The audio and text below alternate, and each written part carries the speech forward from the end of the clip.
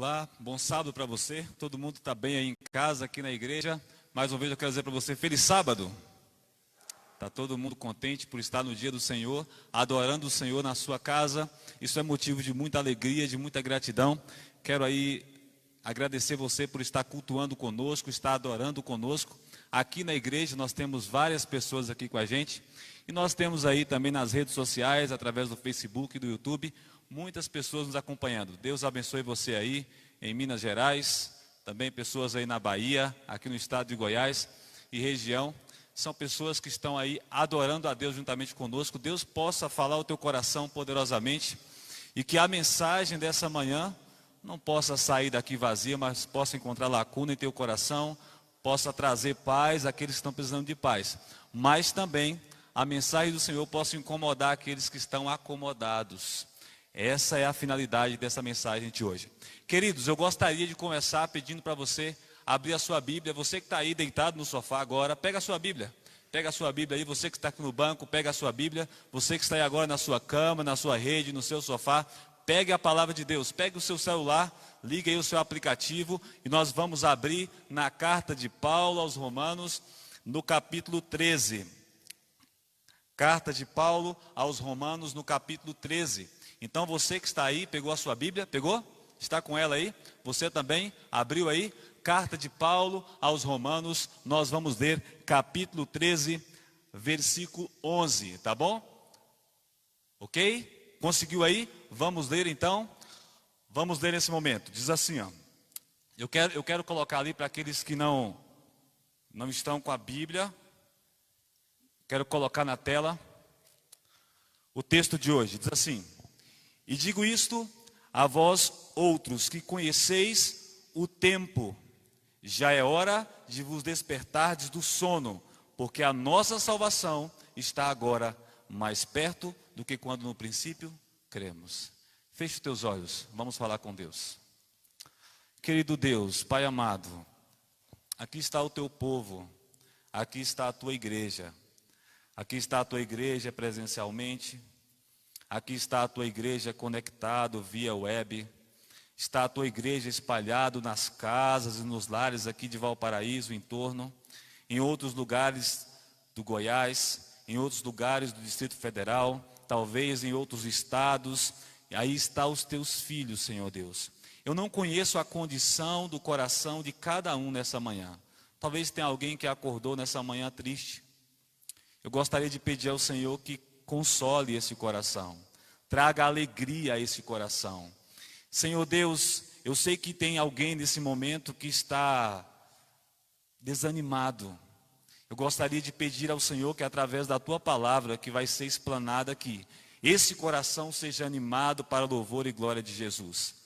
Pai querido, eu sei que talvez existem corações aqui nessa manhã que estejam acomodados, e eu quero clamar ao Senhor nessa manhã, seja o meu, seja qual for o coração, que o Senhor possa incomodar-nos nessa manhã, que o Senhor possa despertar-nos nessa manhã, despertar-nos para cumprir a missão e estar vivos, de pé, aguardando o Senhor quando o Senhor voltar. Nós oramos pedindo por Jesus, amém. Queridos, Paulo, ele diz aqui, e eu quero ler de novo com você, e digo isto a vós outros, que conheceis o tempo.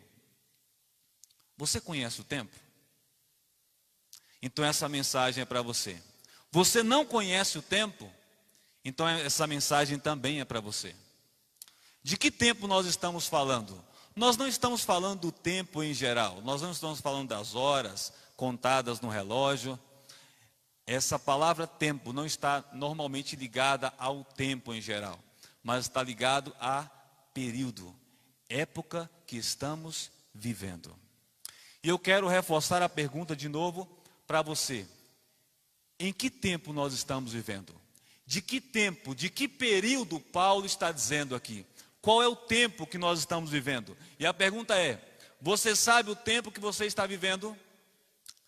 Se você não sabe o tempo que você está vivendo, o período que você está vivendo, eu quero rapidamente relembrar você disso. Você que é adventista do sétimo dia, você que conhece as profecias do capítulo 1 ao capítulo 12 de Daniel, você que conhece principalmente as profecias do capítulo 2, capítulo 7, capítulo 8 de Daniel, que desvenda diante de nós de forma clara todo o período que nós estamos vivendo. Deus, ele faz questão de explanar a Daniel o tempo que ele estava vivendo, mas também revela para nós o tempo em que estamos vivendo. Nós temos aí uma estátua com a cabeça de ouro, peito de prata, ventre de bronze, as pernas de ferro e os pés em barro e ferro. Todos nós sabemos que iniciando no período de Daniel com cabeça de ouro, aí no reinado de Nabucodonosor, nós chegamos aos pés da estátua, desvendando aí a parte final dos impérios, do Império de Roma, tanto na sua fase imperial como na sua fase religiosa. Mas o que eu acho interessante não é somente isso que é desvendado aqui, é que nós também estamos vivendo no período pós-cumprimento das profecias das 2.300 tardes e manhãs. Para nós que somos adventistas do sétimo dia, para você que crê no advento de Cristo, a profecia das 2.300 tardes e manhãs revela que nós estamos vivendo no tempo do fim. A partir de 1844, nós cremos, e a Bíblia testifica, de que nós estamos vivendo no período em que a igreja está passando, o povo de Deus está passando pelo juízo de investigação. Não existe mais nenhuma profecia de tempo marcada a partir de 1844. Nós entendemos isso. Então, a pergunta que eu gostaria de fazer para você de novo: em que tempo nós estamos vivendo? Qual é o período da história que nós estamos vivendo? Queridos, nós estamos vivendo a um passo da volta de Jesus. Amém? Eu gostaria de ouvir um amém de você que está em casa e daqui da igreja de novo. Amém? Nós estamos vivendo a um passo da volta de Jesus. Todos os acontecimentos já passaram. Aquilo que havia sido profetizado por Daniel, descrito nos capítulos de Daniel 2, 7 e 8, aquilo que o livro de Apocalipse descreve. O interessante é que no livro de Daniel, o anjo diz assim para ele: olha, Daniel, fique tranquilo. Isso aqui se refere a tempos muito distantes. Fique tranquilo. Isso aqui se refere a tempos muito distantes. É para o tempo do fim. Mas quando nós vamos para o livro de Apocalipse, no primeiro capítulo, no verso 1, o anjo já começa descrevendo, diz assim: aqui estão as coisas que em breve irão acontecer. Queridos, apenas 600 anos se passaram de Daniel até João, que escreveu Apocalipse, mas ali nós já vemos Deus falando assim: não há mais tempo. Capítulo 10, versículo 6 de Apocalipse, o anjo que está com o pé sobre o mar e sobre a terra, ele diz assim: já não haverá mais demora.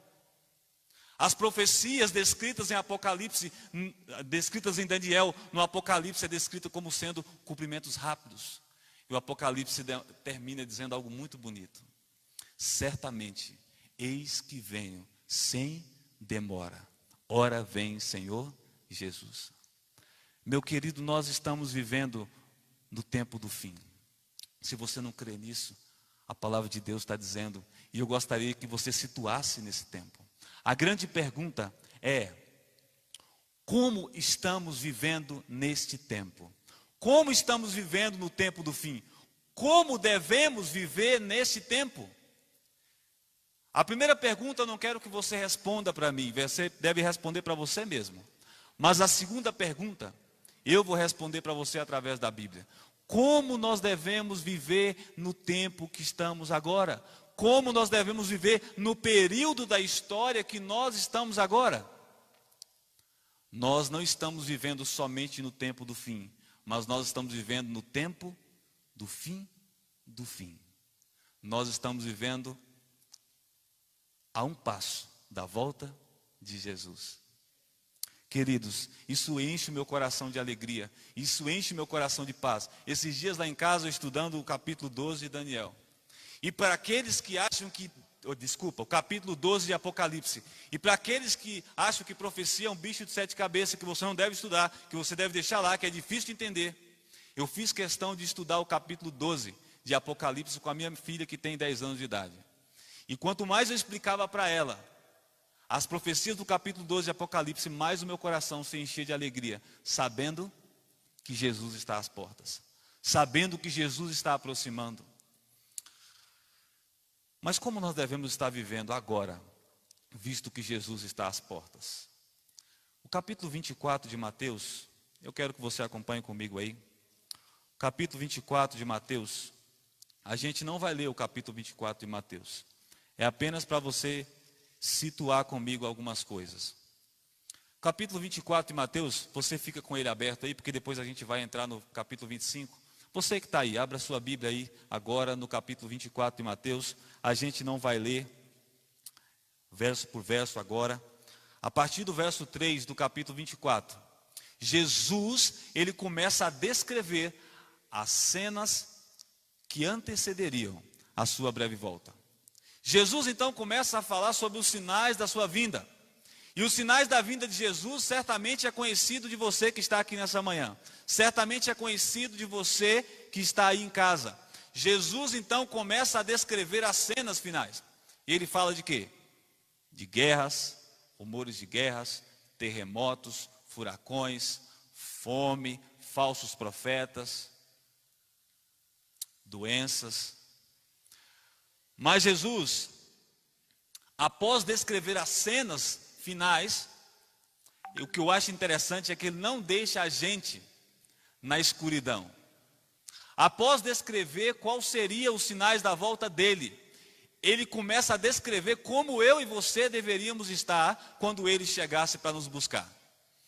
E sabe como ele descreve isso? Ele descreve relatando algumas parábolas. A primeira parábola que Jesus conta é sobre a figueira. E na parábola da figueira, Jesus diz o seguinte: quando os seus ramos se renovam, sabeis que está próximo o verão. Assim também, quando todas essas coisas acontecerem, sabeis que está próximo a vinda do Senhor. E essa parábola da figueira nos ensina uma lição de vigilância. Mas Jesus também conta a parábola do servo mau e do servo bom. O servo bom, quando o Senhor vem, encontra ele cuidando dos seus servos. Mas o servo mau, quando o Senhor encontra ele, ele está espancando, batendo, bebendo, vivendo como ébrio. E a palavra diz que ele é lançado nas trevas e ali haverá choro e ranger de dentes. Essa parábola nos ensina a importância de estarmos vigilantes. Mas Jesus conta outra parábola. Ele conta a parábola das 10 virgens. 5 nécias, 5 prudentes. Todas adormeceram. Quantos adormeceram, irmãos? Todas adormeceram. Mas à meia-noite ouve-se o grito: lá vem o noivo. E o texto diz que todas acordam. Mas há uma diferença entre elas. A diferença é que 5 estão preparadas com azeite, mas 5 não têm azeite. Mas somente aquelas que têm azeite entram para as bodas e ceia juntamente com o noivo. Queridos, nós estamos vivendo num período em que conhecemos como 7ª fase da igreja. A fase na qual alguns dizem que é a fase de apostasia. A fase na qual a igreja está passando por um momento de mornidão. Todavia, Paulo diz assim, eu estou falando para você que conhece o tempo, ei, você, adventista do 7º dia, que estuda as profecias de Daniel, que estuda as profecias de Apocalipse, eu sei que você conhece o tempo que está vivendo, porque você tem estudado a história. Para você que conhece o tempo, eu quero dizer, já é hora de despertar-vos do sono. O noivo está chegando. Já é quase meia-noite. Jesus está aparecendo. Ele está às portas. É hora de você acordar. Mas tem uma parábola que me chama muita atenção. E é nessa que a gente vai nos prender nessa manhã e tirar uma lição importante para nós. A parábola dos talentos. A parábola dos talentos, ela é uma parábola extraordinária. Ela está aí descrita no verso 25, capítulo 25, a partir do verso 14. Eu vou começar a descrever a parábola e logo a gente lê um texto. A parábola dos talentos diz que um certo homem, um certo fazendeiro, ele se ausenta do país. E ao sair daquele lugar, ele deixa os seus bens para serem administrados pelos teus servos. Eu quero usar algumas pessoas aqui na igreja, quem sabe você que está aí em casa, eu não vou usar você porque eu não sei todos que estão aí, mas eu quero usar aqui da igreja. Aquele homem se ausentou do país, E ele era o patrão de alguns, e ele chamou então, vamos colocar aqui, ele chamou o Cleiton. O Cleiton é um jovem que está conosco na igreja, um homem de Deus. Ele chamou o Cleiton e falou: Cleiton, vem cá, eu vou te dar 5 talentos para você poder administrar. Bacana? 5 talentos. E ele chamou então o Rodrigo, que é outro amigo meu que está aqui também, e falou assim: Rodrigo, eu vou te dar 2 talentos para você poder administrar.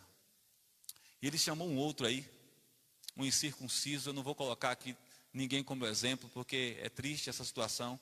Chamou ele e deu quantos talentos? Deu 1 talento para ele. E o interessante é que a parábola conta que aquele que recebeu 5 fez o quê? Saiu logo a negociar e correu de um lado para o outro, logo ele já tinha 10 talentos. Aquele que recebeu 2, o Rodrigo, ele saiu a negociar e correu e logo ele estava com 4 talentos. Mas aquele que recebeu 1, o que ele fez? Ele enterrou. Eu fiquei intrigado com essa parábola por um tempo e ficando pensando assim: por que aquele cara recebeu só 1? Por que não recebeu 5 também como o Cleito? Por que não recebeu pelo menos 2 como o Rodrigo? Por que não deu 3 para ele? Você sabe por que ele recebeu somente 1? Leia comigo o versículo 15. Versículo 15 do capítulo 25. Diz assim, versículo 15 do capítulo 25 de Mateus: a um deu 5 talentos, a outro 2, e a outro 1, a cada um segundo a sua própria capacidade. E partiu. Queridos, você sabe por que aquele jovem recebeu só 1? Você sabe por que o Cleiton recebeu 5? Sabe por que o Rodrigo recebeu 2? Porque cada um recebeu conforme a sua capacidade de administração. Se aquele jovem tivesse recebido 5 talentos, ele tinha feito o quê? A mesma coisa. Ele havia colocado dentro da terra e enterrado. Por quê? Porque não sabe administrar os bens do seu Senhor. Ele não tem diligência para trabalhar com aquilo que recebe. Mas aqueles que receberam talentos e multiplicaram, ele recebe elogios e um chamado. E é nesse elogio e chamado que eu gostaria que você lesse comigo aqui. Capítulo 25. Nós iremos ler a partir do versículo 21. Capítulo 25, verso 21. Leia comigo aí o capítulo 25, verso 21. Disse-lhe o Senhor. O que o Senhor disse? Muito bem, servo bom e fiel. Fostes fiel no pouco, sobre o muito te colocarei. Entra no gozo do seu? Entra no gozo do seu Senhor. Querido, nesse tempo de pandemia que nós estamos vivendo agora, tá bom ou está ruim? Está sofrendo? Tem alguém aqui que está feliz com a situação? Deixa eu ver a mão. Aí em casa, ninguém? Tem alguém que está sofrendo com essa situação? Eu vou ficar com a minha levantada porque não está legal. Não está bom.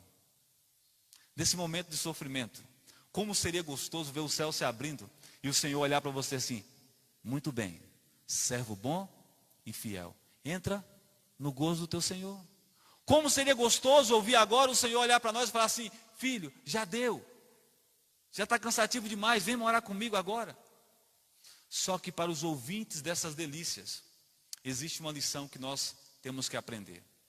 O servo fiel, que recebe as boas-vindas no reino de Deus, é aquele que era fiel em quê? No pouco. Em termos simples, irmãos, o Senhor Jesus está dizendo: filho, você quer me encontrar e receber as boas-vindas? Então eu vou dizer para você uma coisa: não pare.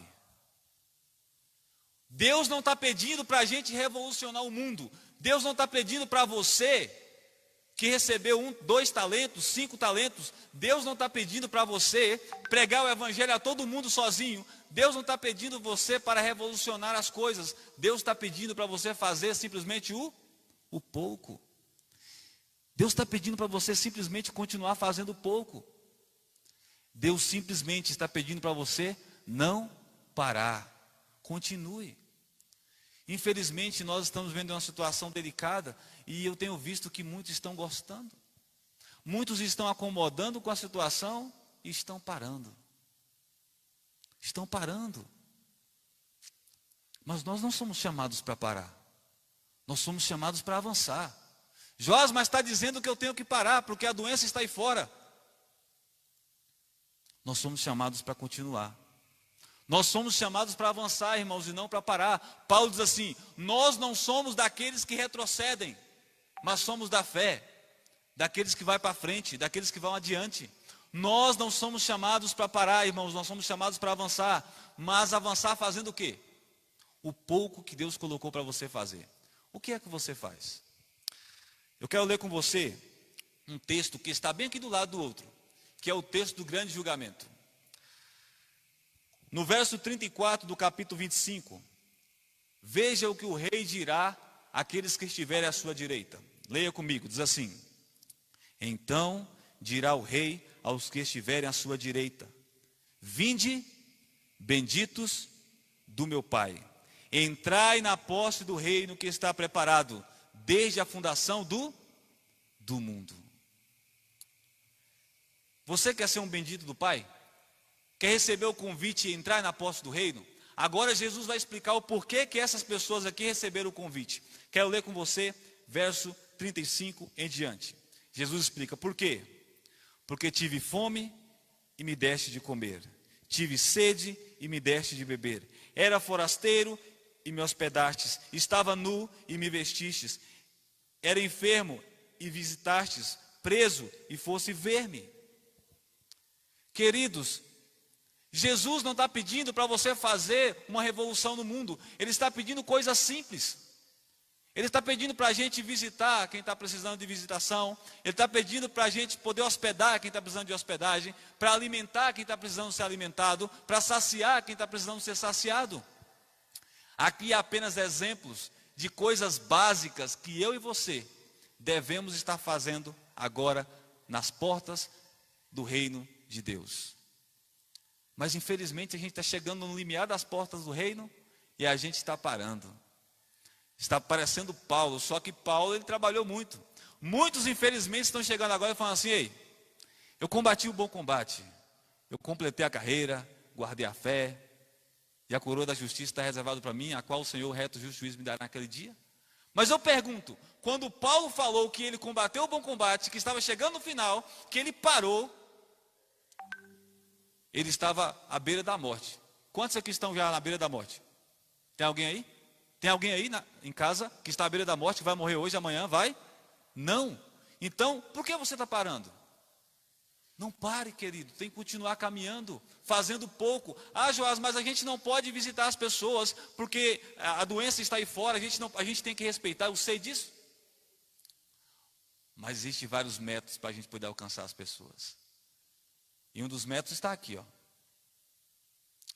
Existem meios, existem jovens dando estudos bíblicos online, existem pessoas compartilhando o evangelho. Essa igreja na qual nós congregamos aqui hoje é uma igreja que tem um projeto social extraordinário. Mesmo em meio à pandemia, à doença, as pessoas, essa igreja está cuidando das pessoas, está alimentando o faminto. Deus nos chama para continuar caminhando, não é para parar. Os métodos mudam. As prevenções estão aí. Agora a gente tem que usar máscara, agora a gente tem que usar álcool em gel, alguns usam luva, e assim vai. Mas não estamos aqui para poder parar. A gente tem que continuar avançando. Então o meu chamado para você hoje: não pare. Quem mandou você parar? Nós temos que continuar sendo fiel no pouco. Por que nós temos que ser fiel no pouco, irmãos? Eu quero ler com você Lucas, Evangelho de Lucas, capítulo 16. Por que nós temos que ser fiel no pouco?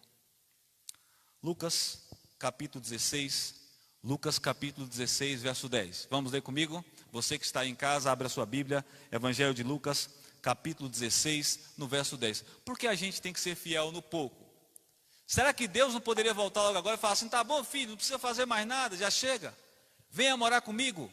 Por que Deus pede de nós o pouco? Vamos ler aí, capítulo 16, verso 10, diz assim, ó: quem é fiel no pouco, também é fiel no... E quem é injusto no pouco, também é injusto no muito. Sabe por que Deus pede para você o pouco? Deus pede para você o pouco, porque o pouco é um teste de fidelidade. Talvez agora nessa pandemia, alguns perderam o seu emprego.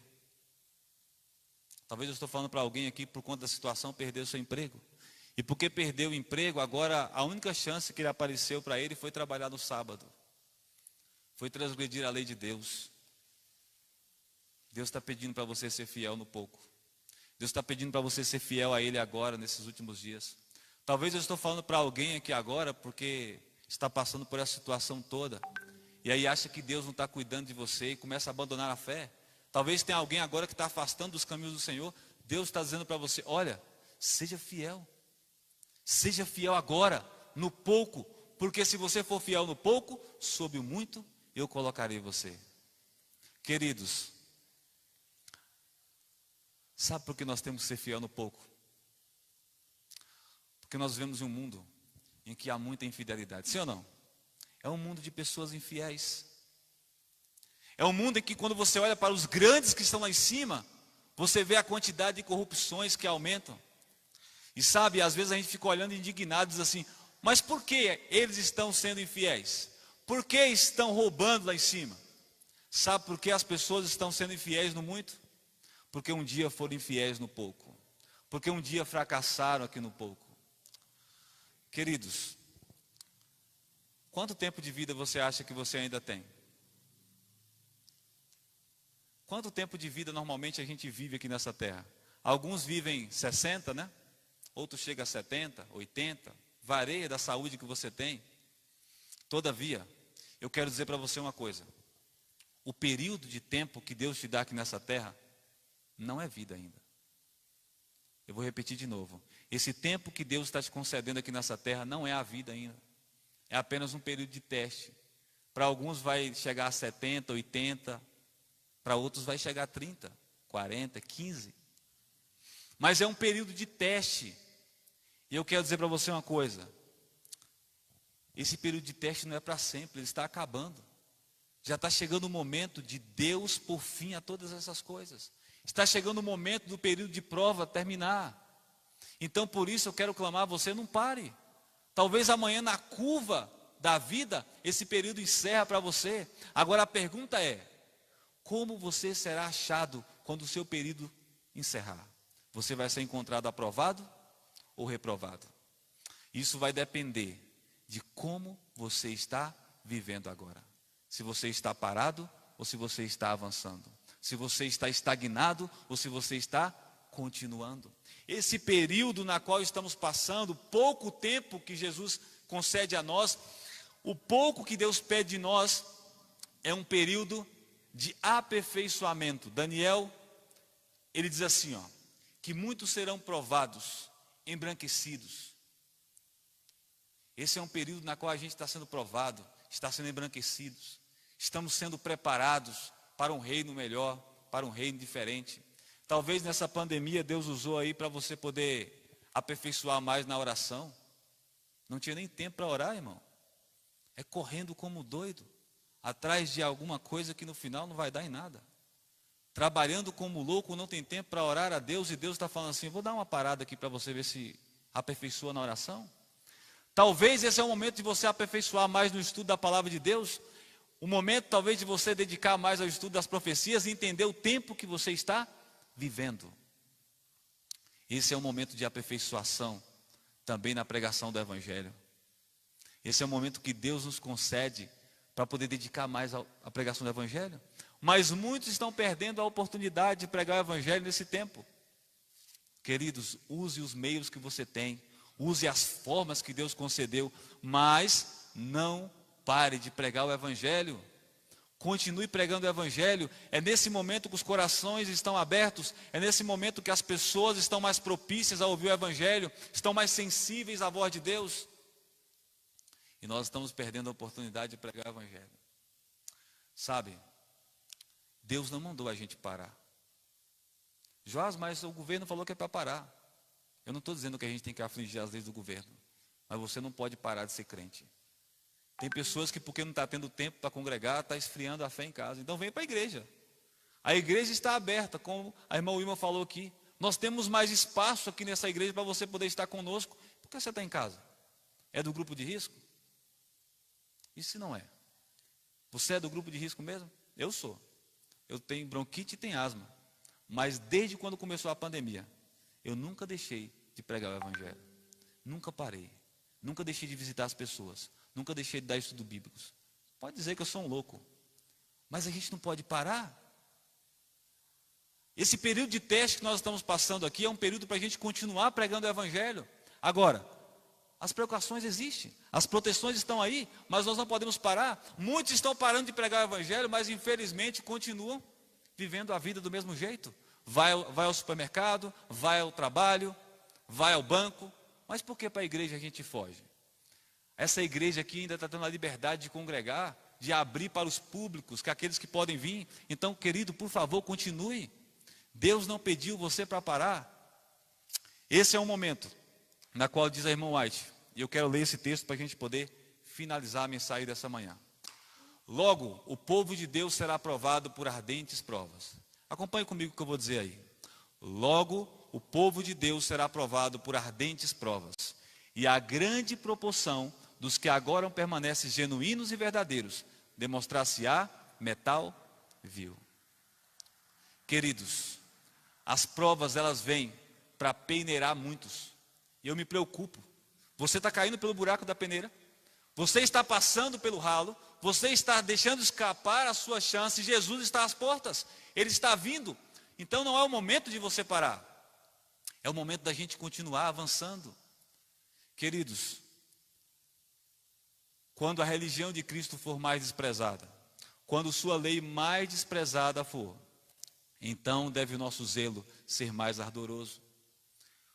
E nosso ânimo e firmeza mais inabaláveis. Então, quando a gente vê as coisas desmoronando, quando nós vemos os problemas vindo, é momento da gente esfriar também e falar assim, realmente vamos colocar o pé no freio, porque agora é hora de parar. Não, o texto diz que agora é hora da gente o quê? Ser mais firme. E essa última parte, a penúltima parte, permanecer em defesa da verdade e justiça quando a maioria nos abandona, ferir as batalhas do Senhor quando são poucos os campeões, essa é a nossa prova. E o texto termina dizendo assim, naquele tempo, que tempo? O tempo que nós estamos vivendo. Naquele tempo, devemos tirar calor da frieza dos outros.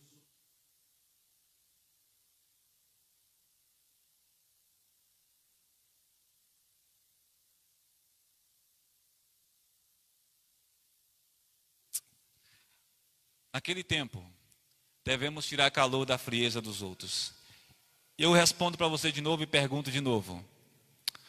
Você que conhece o tempo, nesse tempo, devemos tirar calor da frieza dos outros, coragem da sua covardia e lealdade da sua traição. Queridos, nós somos chamados a erguer em meio a uma geração que está acomodada. Nós somos chamados a erguer quando todo mundo manda a gente sentar. Nós somos chamados a gritar quando todo mundo pede para a gente se calar. Nós somos chamados a ficar sossegados, ficar parados quando todo mundo pede. Mas a palavra de Deus diz que nós devemos nesse momento aquecer os nossos corações. Porque Jesus está às portas. Nesse momento, querido, a gente vai ouvir uma mensagem musical.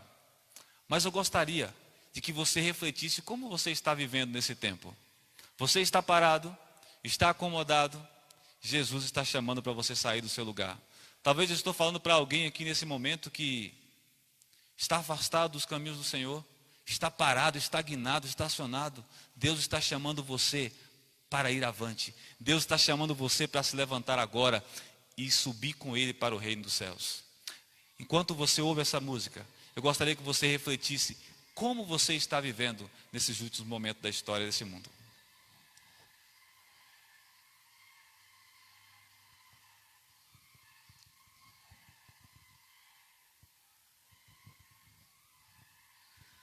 Salvar